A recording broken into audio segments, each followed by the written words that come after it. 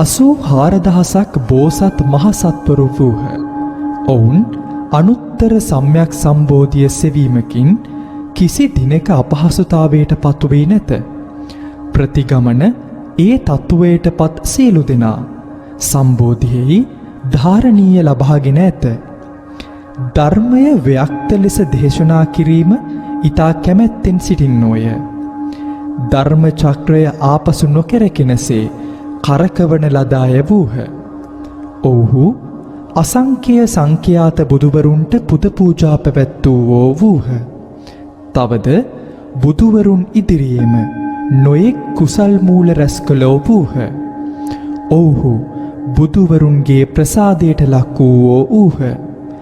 මෛත්‍රිය පුරුදු කර ඇති අතර බුද්ධ විඥාණයට ඇතුළු වීමට හොඳ සුදුස්සෝ වූහ.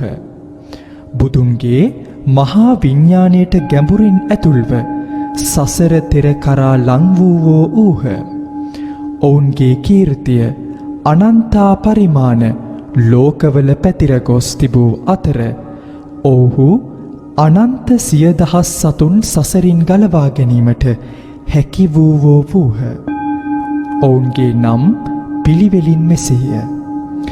කුමාර බුහුත මංජුශ්‍රී, අවලෝකිතේශ්වර, මහා ස්ථාම ප්‍රාප්ත, සර්වාර්ථ නාම, නිත්‍යෝදු යුක්ත, අනිශිප්ත ධූර, රත්නපාණී බහිශ්‍යශාරාග, ප්‍රධාන ශූර, රත්නචන්ද්‍ර, රත්නප්‍රභා, පූර්ණචන්ද්‍ර, මහා වික්‍රමින්, ත්‍රෛලෝක වික්‍රමින්, අනන්ත වික්‍රමින්, මහා ප්‍රතිහාන, සත්ත සමිතාභයුක්ත, ධරණීධර, අක්ෂයමතී, පද්මශ්‍රී, නක්ෂත්‍රරාග, බෝසත් මහසත්ව, මෛත්‍රිය, බෝසත් මහසත් සිංහ ආදී වූ බෝසතුන් 84,000ක් විය. ලෝකයේ විශිෂ්ටතම කෘතිය සද්ධර්ම පුණ්ඩරීක සූත්‍රය. විග්‍රහ වෙන සතියේ දින දෙකක් කාලයක එක් දිනයක් වෙනවාද 2021 මාර්තු 14 වෙනි දින ඉරිදා දවසක් වෙනවා. විශ්ව න්‍යෂ්ටිය හොයාගෙන යන්න තියෙන සූත්‍රය සද්ධර්ම පුණ්ඩරීක සූත්‍රය වෙනවා. විශ්වයේ න්‍යෂ්ටිය, විශ්වයේ න්‍යෂ්ටිය, පරමාණුක න්‍යෂ්ටිය නොවේ, විශ්වයේ න්‍යෂ්ටිය සොයාගෙන යන්නත් සූත්‍රයක් තියෙන එක සද්ධර්ම පුණ්ඩරීක සූත්‍රය වෙනවා. මේ සද්ධර්ම පුණ්ඩරීක සූත්‍රය 2020 දක්වා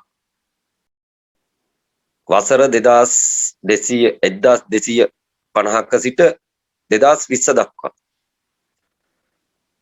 රටවල් වල ට්‍රාන්ස්ලේට්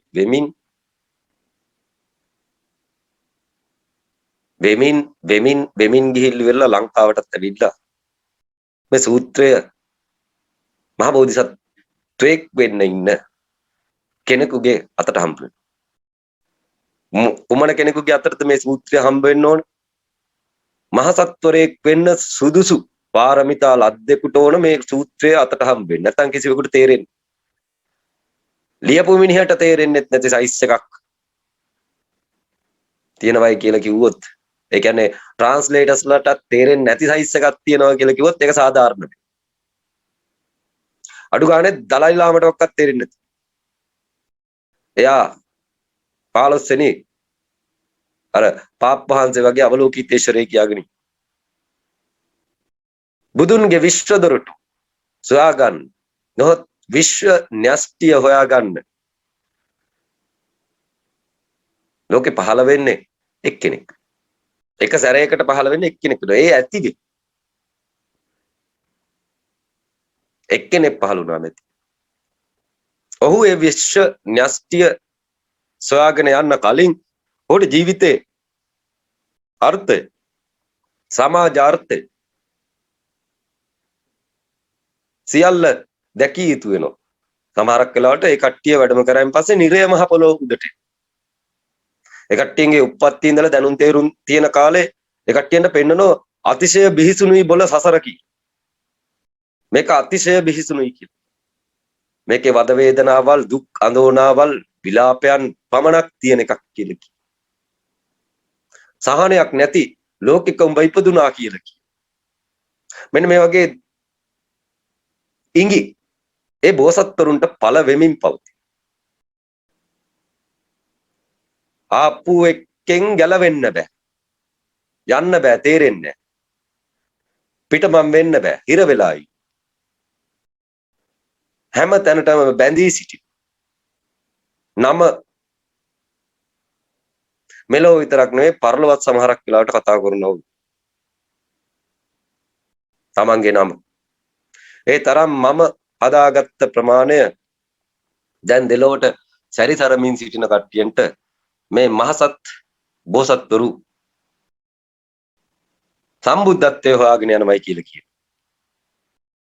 දෙලවෙන් ගැලවෙන්න බැරි මිනිස්සුන් ලෝකෙ තුල ඉන්න බව දැනගෙන තමන්ටද දෙලවෙන් ගැලවෙන්න බලාගෙන සම්බුද්ධත්වයේ හොයාගෙන යනවා කියලා කියනවා. මේ සම්බුද්ධත්වයේ හොයාගෙන යනකොට තියෙන සූත්‍රය සද්ධර්ම පුණ්ඩික සූත්‍රය වෙනවා. නැත්තම් මේ සම්බුද්ධත්වයේ හොයාගන්න තේරවාදය ඔය සෙන් කතා වජ්‍රයාන වැනි වෙන කිසිදු ග්‍රන්ථයකින් එය සොයා ගැනීමට නොහැකි වෙනවා. හේතුව තථාගතවරුන්ගේ නාමයක් තියෙනවා අවලෝකිතේශ්වර කියලා. බුදුන්ගේ විශ්ව දොරටුව විශ්ව නාස්තිය කියලා බුදුන් පෙන්නනා වෙනවා. ඒක තේරෙන්නේ ලෞතර බුදුරුන් ගාව ඉඳලා පිරිනිවිච්ච උන්ට වෙන කිසි එහෙකට තේරෙන්නේ නැහැ කියලා කියනවා. ඒ විශ්ව දොරටුව මොකක්ද කියලා තේරෙන්නේ ලෞතර බුදුරුන් ගාව ඉඳලා පිරිනිවිච්ච උන්ට. ඒ උන්ට යලි මතුවීමට හැකියාව තියෙනවා. කාලය කල්පය ආශාවන්ගේ මිත්‍යාවන්ගේ පිරිහීම පැමුණාට පස්සේ පස්විද ලෝක අපවිත්‍ර වූ භූමි තුලට ඇවිල්ලා බුදුවරු පහළ වෙනවා. පහළ වීමට පෙර ජීවිතේ අනන්ත ලෙස බැනුම් ගරහුම් රවුම් ගෙරුම් ගොඩක් දේවල් විඳ දරාගෙන සමාජ සම්මතයත් ඉෂ්ට සිද්ධ කරගෙන මැදිවියට සැපත් විය යුතු වෙනවා. මැදිවියට සැපත් විය යුතු වෙනවා.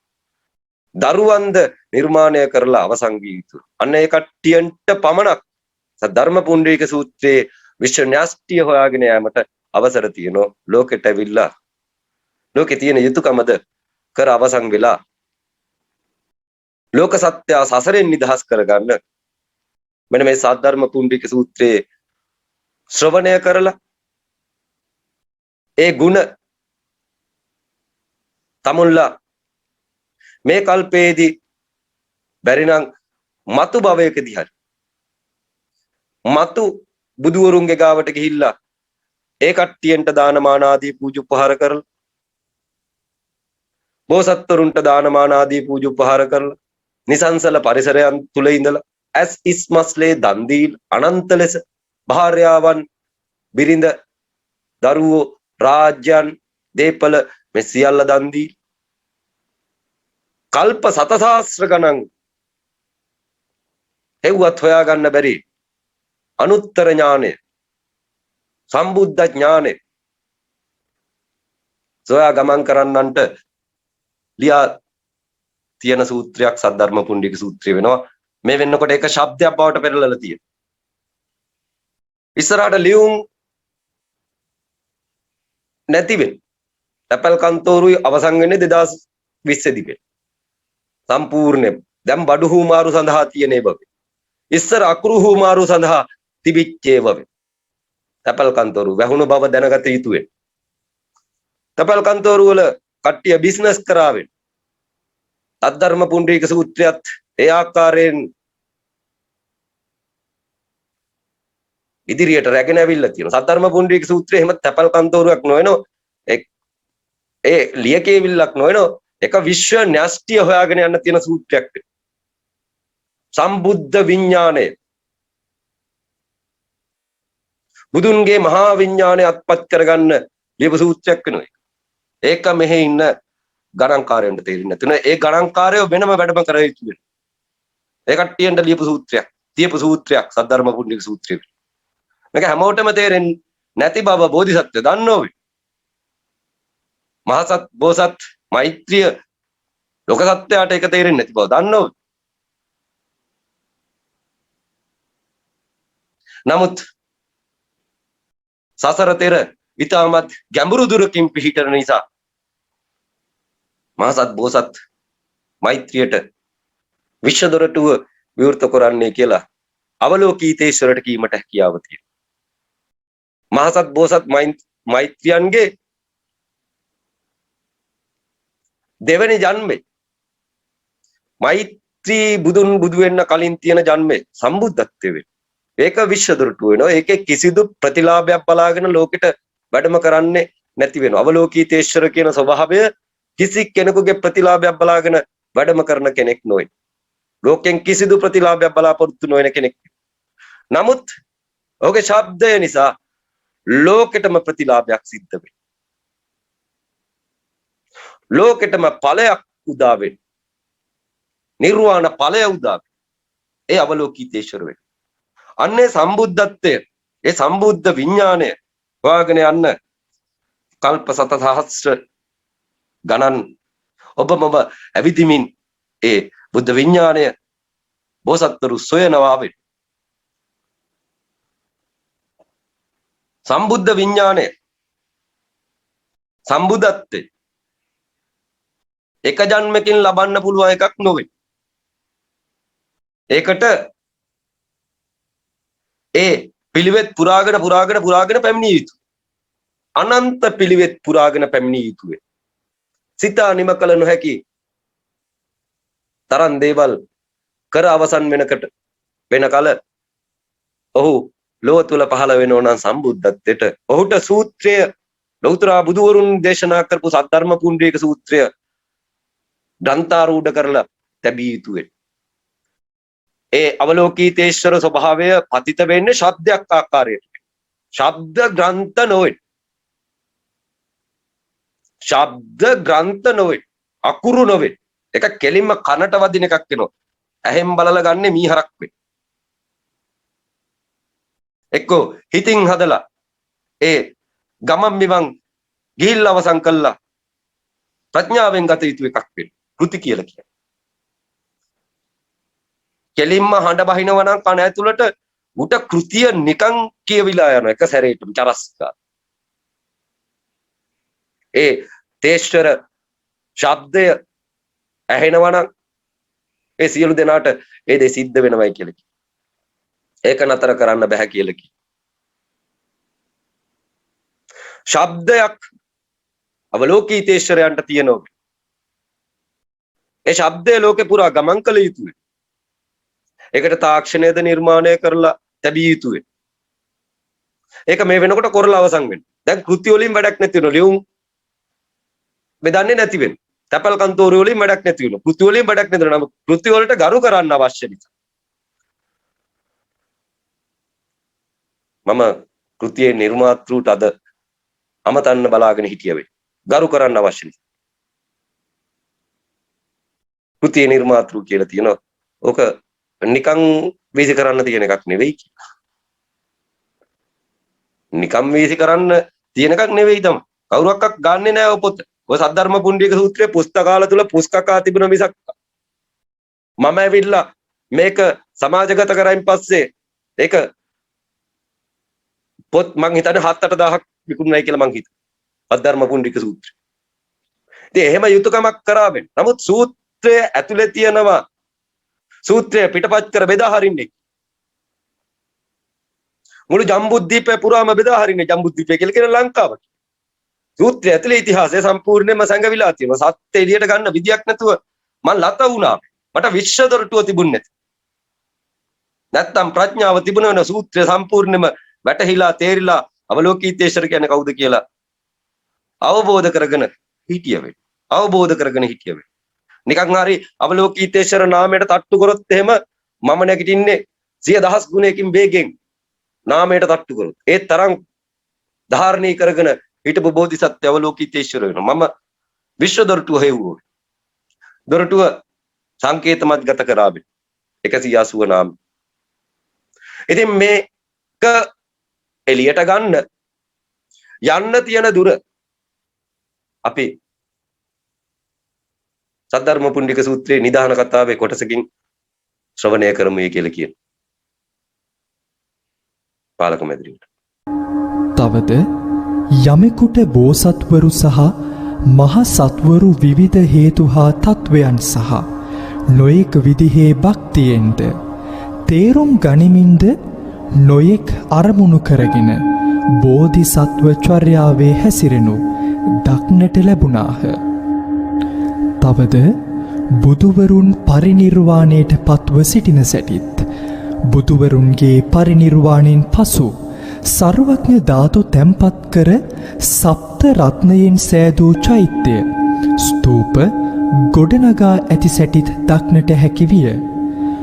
ඔවුන්ගේ ලෝකවල නිවැරදි ධර්ම පර්යාය ධර්ම දේශනා කිරීමේදී නොයෙක් හේතුන් සහ තත්වයන් අනුගමනය කරමින් අප්‍රමාණ උපමේයයන් මගින් බුදුන්ගේ ධර්මය පැහැදිලි කරමින් සත්වයනට නිවන් මඟ පෙන්වමින් ධර්මය දේශනා කරයි.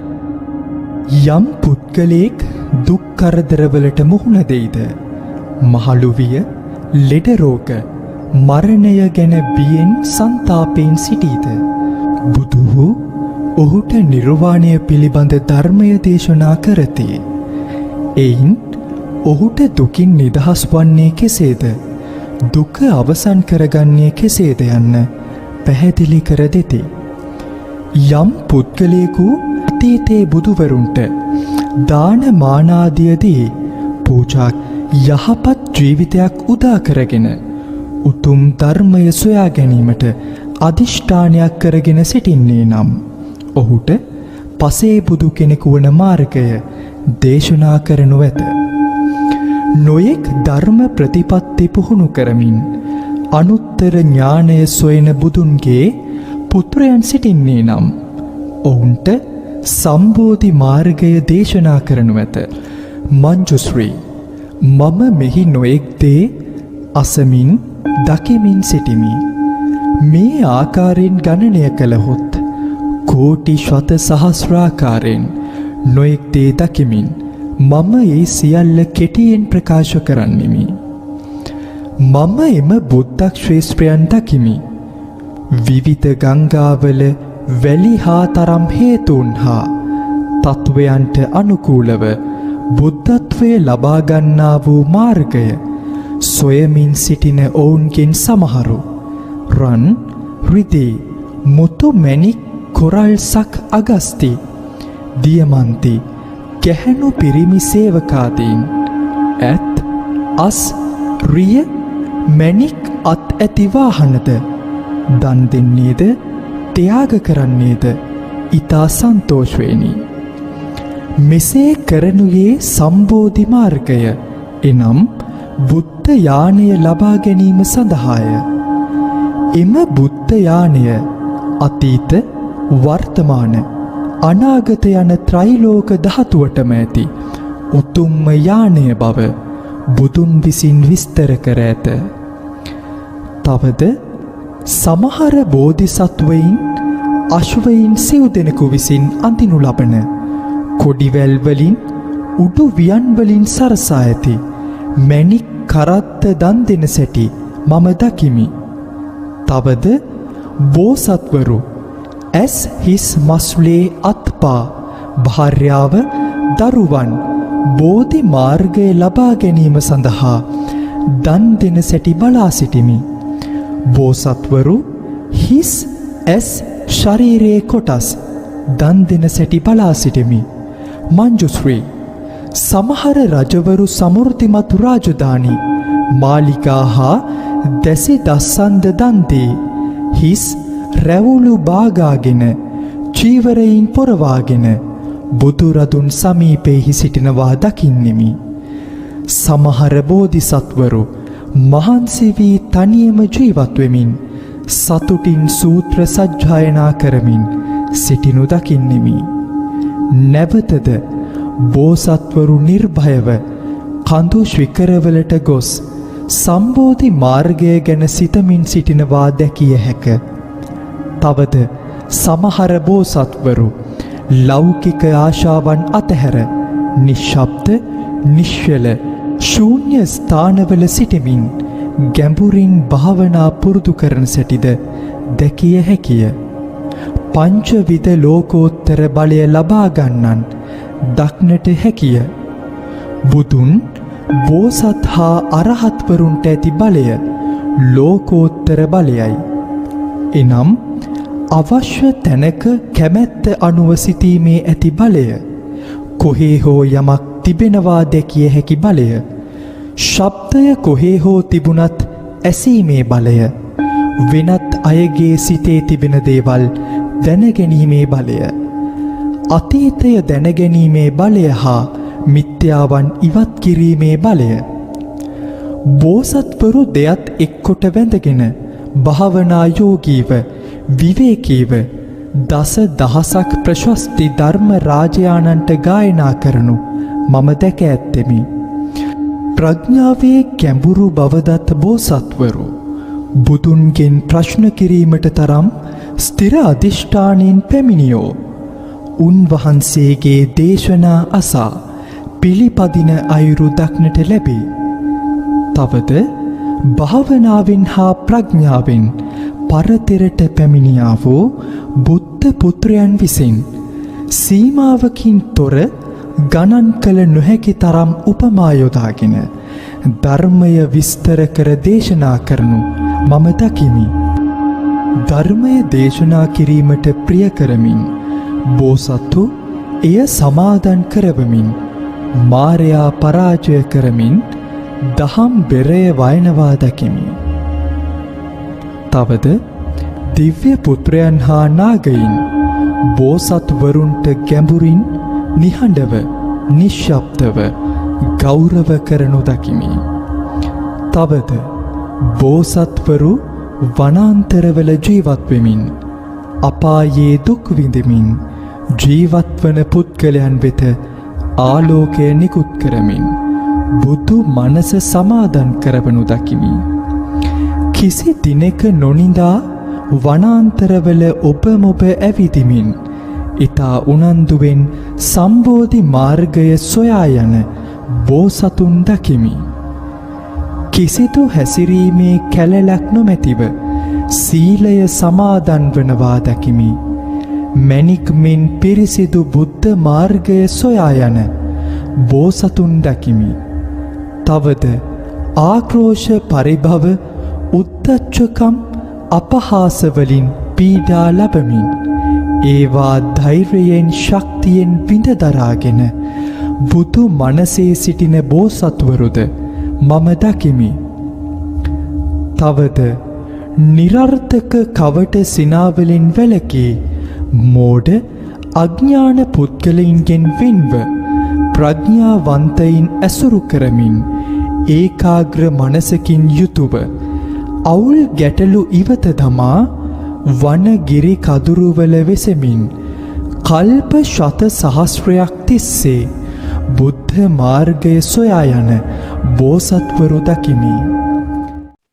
අනන්ත මාවත් තුල සැරිසරා ගන්නා වූ සම්බුද්ධ ඥානය, අනුත්තර සම්‍යක් සම්බුද්ධ ඥානය එක විශිෂ්ට ඥානයක් වෙනවා. සියලු බෝසත්වරු හොයන්නේ එතනම. බුදුවරුන්ට ඒක හොයන්න අවශ්‍යතාවයක් නැති වෙනවා. එතනින් එහා පැත්තේ සිටින්නේ බුදුවරු වෙනවා. ලෞතර බුදුවරු කියන්නේ 8 වෙනි ජන්මය වෙනවා. අනුත්තර සම්‍යක් සම්බුද්ධත්වයේ කියලා කියන්නේ පහළ වුණොත් ඌට වැඩක් නැති 7 වෙනි ජන්මය වෙනවා. ඔහුට වැඩක් නැති. ඔහුට ඔහුගෙන් වැඩක් නැති. නමුත් ඒ වැඩක් නැති එක එයා අනිත් පැත්තට පෙරලලා දෙනවා සියලු සත්ත්වයින්ට වැඩක් වන ආකාරයට. සියලු සත්ත්වයින්ට වැඩක් වන ආකාරයට ඔහුගේ වැඩක් නැතිකම් ඔහු ප්‍රධානය කරනවා වෙන. විශ්ව නාස්තිය කියලා කියන්නේ ගන්නේ කියලා දෙයක් නැති තැන වෙන. විශ්වයේ න්‍යෂ්ටිය කියලා කියන්නේ ගන්නේ කියලා දෙයක් නැති තැන වෙන. මේ ලෝකේ සත්‍යයකට ඉතුරු වෙන්නේ කොටස් 3ක් වෙන. සත්‍ය හැදිලා තියෙන්නේ ඒ කොටස් 3න් වෙන. ආගන්නේ. කෙලස් කියලා කොටසක් තියෙන. ඒක ඇතුලේ අනන්ත සත්‍ය ආශාවන් සන්තරපණය කරගන්න අභ්‍යන්තරය තුල වැඩවසනවා. ඒ නොපෙනෙන සත්‍ය වෙන. නමුත් ඒ සත්‍ය කයක් එක්ක ආත්මය හදාගත්තන් පස්සේ කැමැති දිහාවල් වලට සංසරණය වෙනවා.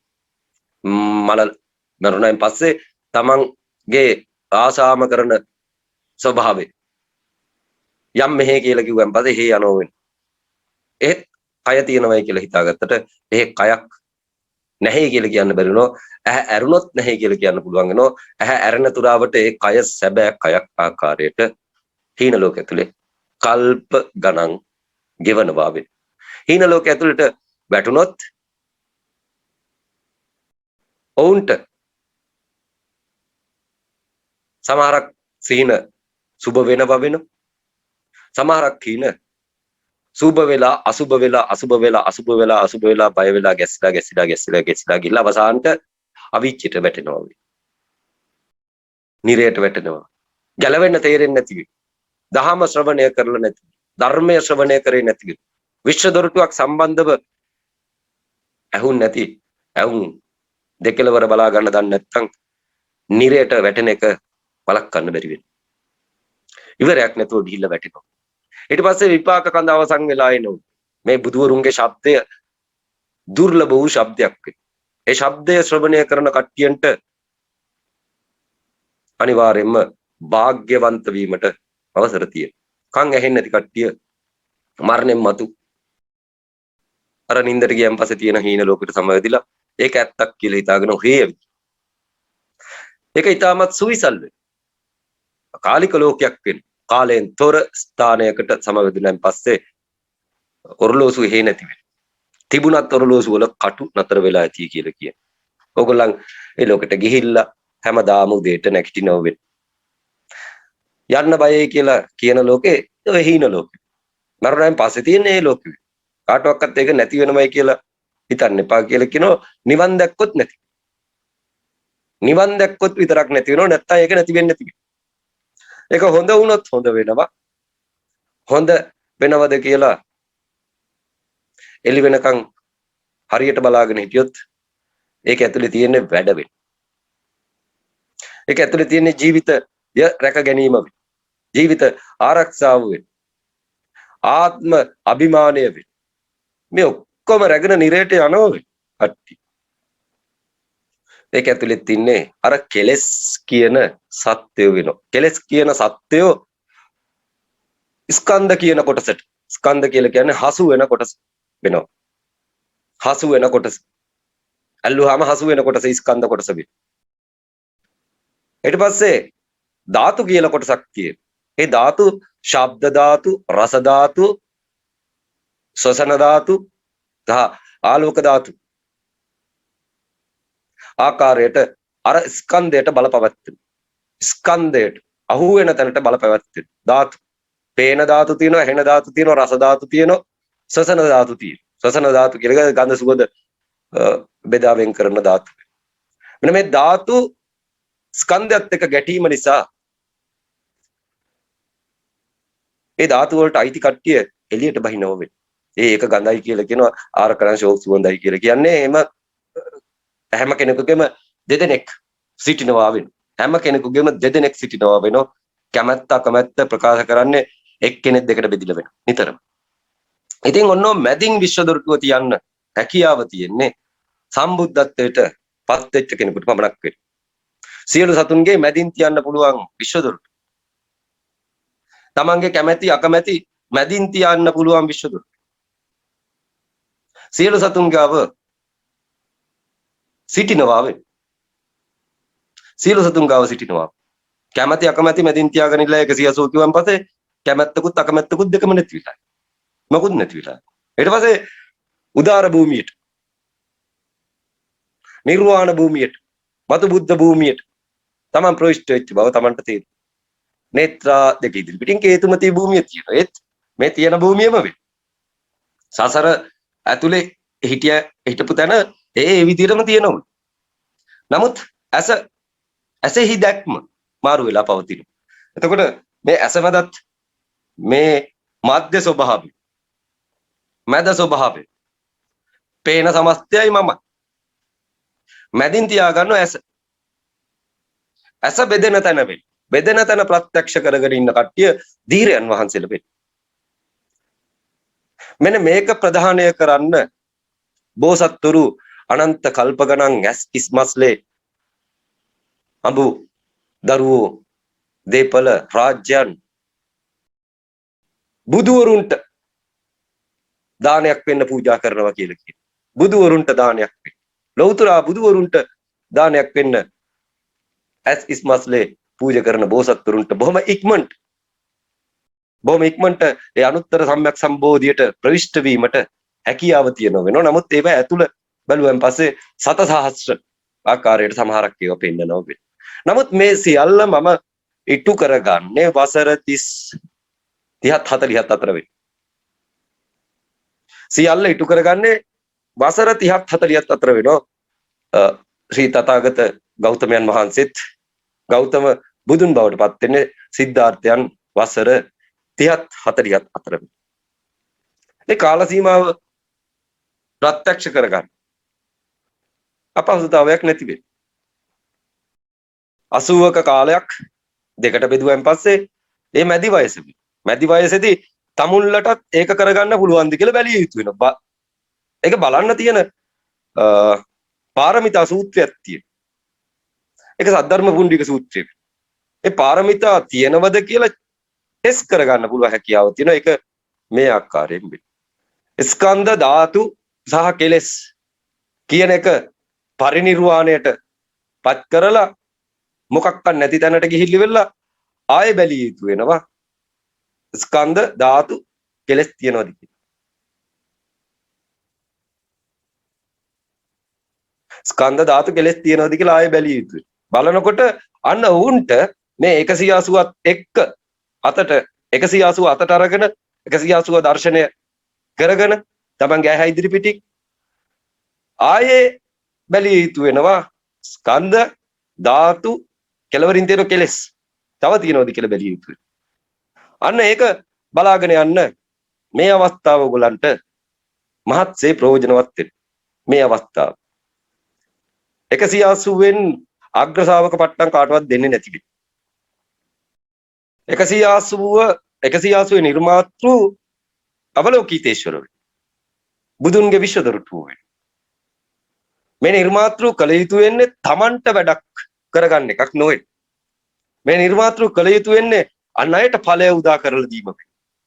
ඔහුට මුකුත් අවශ්‍ය නැති වෙන. මහ බෝසත් අවලෝකිතේශ්වර කාගෙන්වත් මොන හරි දෙයක් ගත්තොත් එන්න ඔහුට තේරෙන ණයකාරයෙක්. මහ බෝධිසත්ව අවලෝකිතේශ්වර ණය වෙන්නේ නැහැ කියලා. කාටවත් ණය වෙන්නේ නැහැ කියලා. එකක් දුන්නොත් 14 ගුණයක් දෙනවයි කියලා. එහෙම කෙනෙක්ක කියලා. එකක් දුන්නොත් 14 ගුණයක් දෙනවයි කියලා. ඒ වගේ ණයක් ගෙවන්න පුළුවන් මහා කුසලයක් තියෙන කෙනෙක් අවලෝකිතේශ්වර වෙනවා. මේ අවලෝකිතේශ්වර හොයා යන ගමන අපි පෙර ශ්‍රවණය කරා වෙනෝ අනන්ත දුක් විඳගෙන ගිහිල්ලා මේ අවලෝකිතේශ්වරයන් ස්පර්ශ කළ යුතු වෙන. අවලෝකිතේශ්වර කියලා කියන්නේ ධාතු ස්කන්ධ කෙලස් තුන අවසන් වෙන ස්ථානයේ තියෙන වූ ශුන්‍යත්ව වෙන. විශ්ව න්‍යෂ්ටිය නැමැති සම්බෝධි මාර්ගයේ ගමන් කරන කට්ටියන්ට අද දේශනාව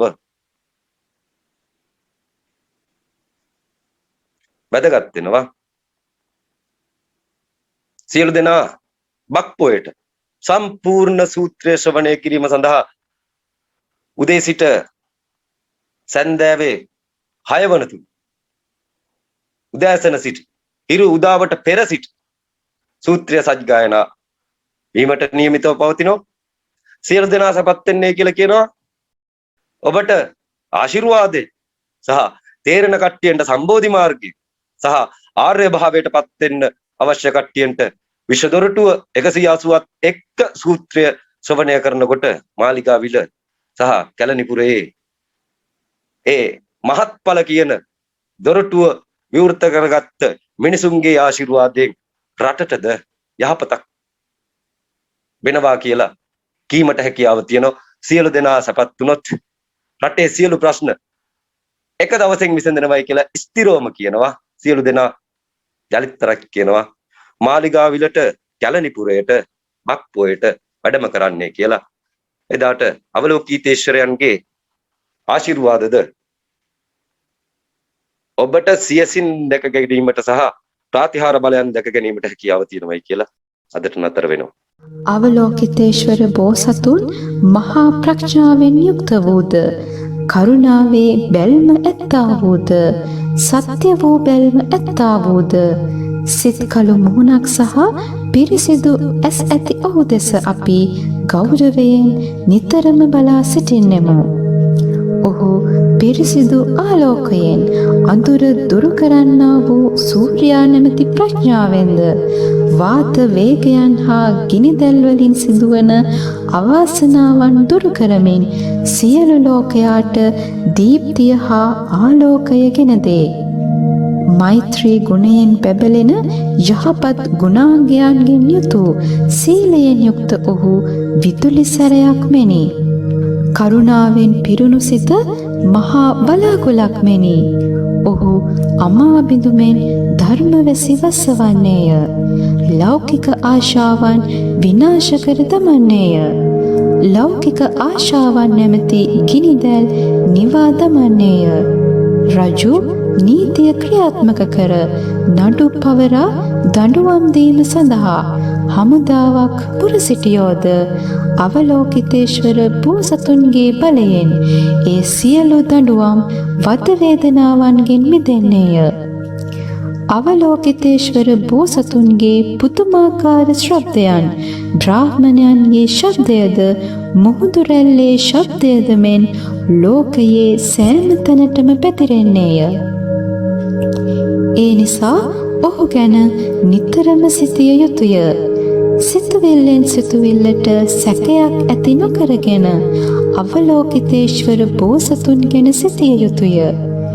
හේතුව නම් මරණයේ වේදනාවෙන් සිටින අයෙකුට වුවද ඔහු උදව් කරන්නේ මුනිවරයෙකු ලෙසිනි.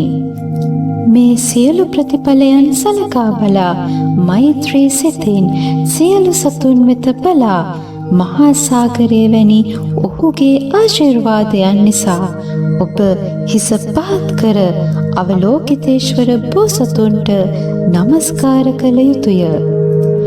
මෙම අවස්ථාවේදී ධරණීධර බෝසත් තෙමේ ක්ෂණයකින් සිය අසුනෙන් නැගී සිට බුදුන් වෙතට ගොස් මෙසේ පවසන්නේය.